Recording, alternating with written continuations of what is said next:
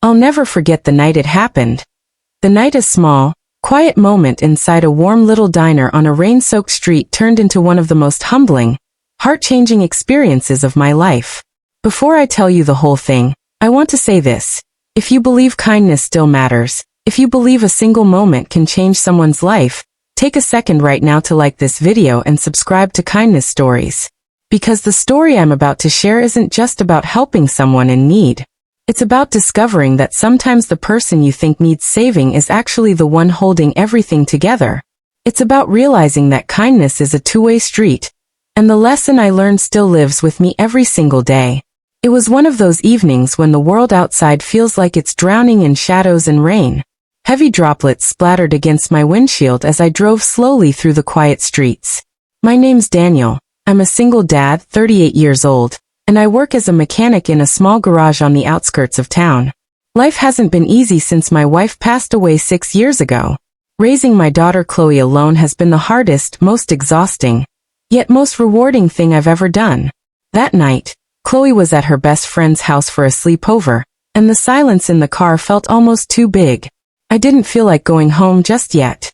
I needed somewhere warm, somewhere with lights and the smell of coffee, somewhere that didn't remind me how quiet my house could get without my little girl in it. That's when I spotted the diner. It sat at the corner of the street like it had been there forever. Its neon open sign glowing faintly through the sheets of rain.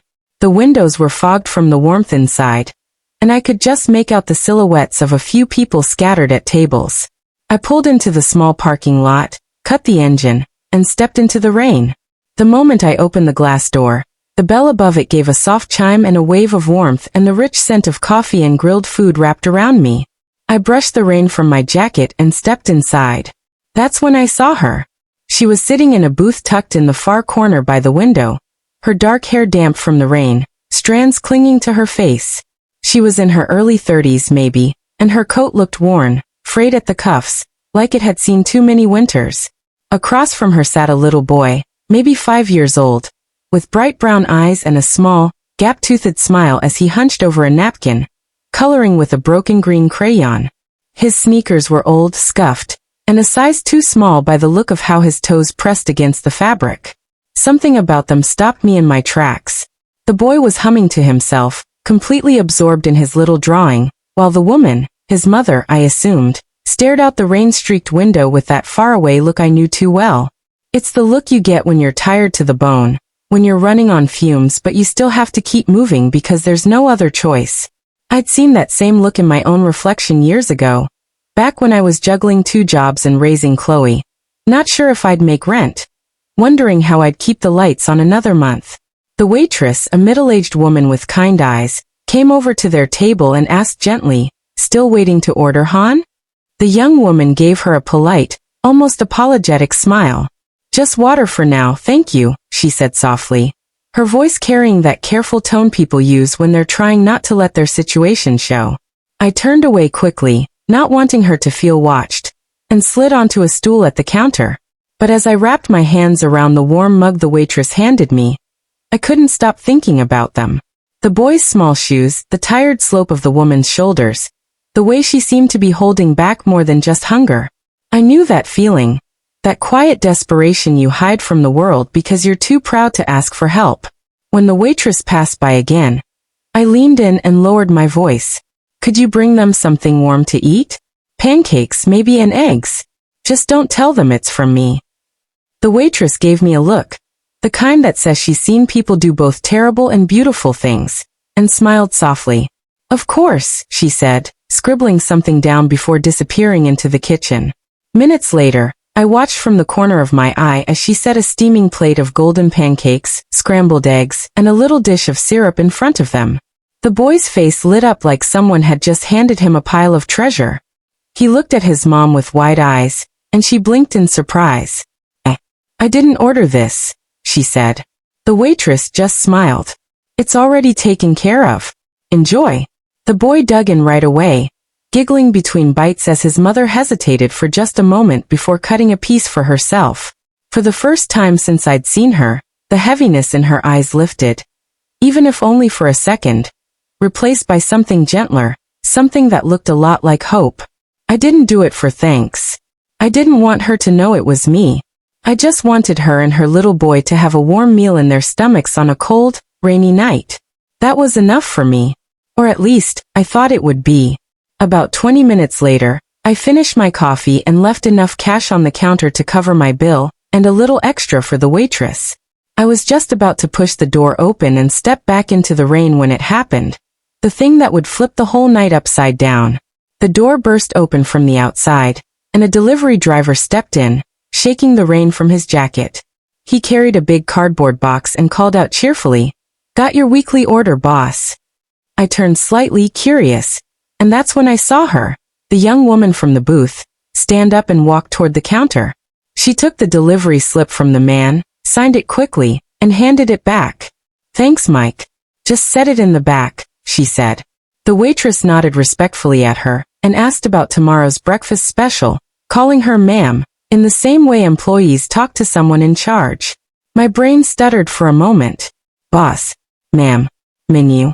I blinked, trying to piece it together. Wait, she owned the diner? I stayed frozen by the door, hand still on the handle, as I watched her move around with quiet authority, checking something behind the counter, making a note on a clipboard, answering a question from one of the cooks. The woman I had just assumed couldn't afford a meal was the one running the whole place. When she finally noticed me standing there like some awkward statue, she tilted her head and walked over with a curious smile. "You're the one who sent the pancakes, aren't you?" I hesitated, my cheeks warming. "I just thought you might be hungry," I admitted. She gave a soft laugh, but there was no mockery in it, just a kind of gentle understanding. "That's the nicest thing anyone's done for me in weeks," she said quietly. I frowned in confusion. "But, you own this place, right?" "Why?" I stopped, realizing how it sounded. She didn't seem offended. Instead, she motioned for me to sit back down at the counter. "Let me tell you something," she said, settling onto the stool next to me. Her name was Grace. The diner had been her father's pride and joy. He'd built it from scratch 30 years ago with his own hands, and it had become the heartbeat of the neighborhood. 2 years ago, he passed away, leaving it to her. She had promised herself she'd keep it running no matter what, even if it meant putting her own needs last. The last couple of years had been brutal. Between the rising cost of ingredients, the staff's wages, and the blow the pandemic had dealt to small businesses, she was barely holding on. "I pay my employees first," she told me. "Always. Some weeks, after the bills and orders, there's nothing left for me. I eat here when there's leftovers, but today, well, there wasn't." I glanced toward the back, where the little boy was still coloring. "And your son?" I asked. She smiled faintly, the kind of smile that hides more than it shows. "Noah doesn't know. He doesn't need to. He's just a kid. His job is to draw dinosaurs and eat pancakes, not worry about whether we can keep the lights on."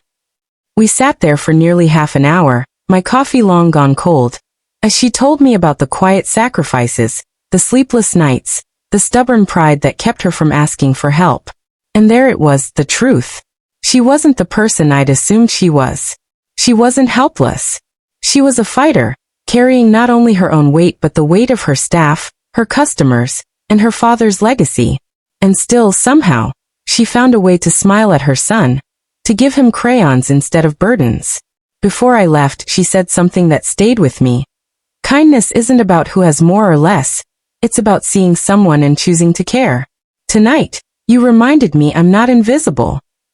I walked back out into the rain that night feeling humbled, like I'd been handed a quiet lesson I didn't even know I needed. I had thought I was helping her. But the truth? She had shown me what real strength looks like. I came back to that diner the next week. And the week after that. Sometimes with Chloe, sometimes alone. I started telling friends about it, leaving generous tips when I could, and even helping organize a small fundraiser to bring in more customers. Slowly, the place began to buzz again. Regulars returned. New faces showed up. The community rallied around Grace and her diner, the same way she'd been silently holding up everyone else for so long. Months later, on another rainy night, I sat at the counter with Chloe, sharing a plate of pancakes. Grace came out from behind the counter, looking around at the packed room, and for the first time since I'd met her, there were tears in her eyes. She leaned close and whispered,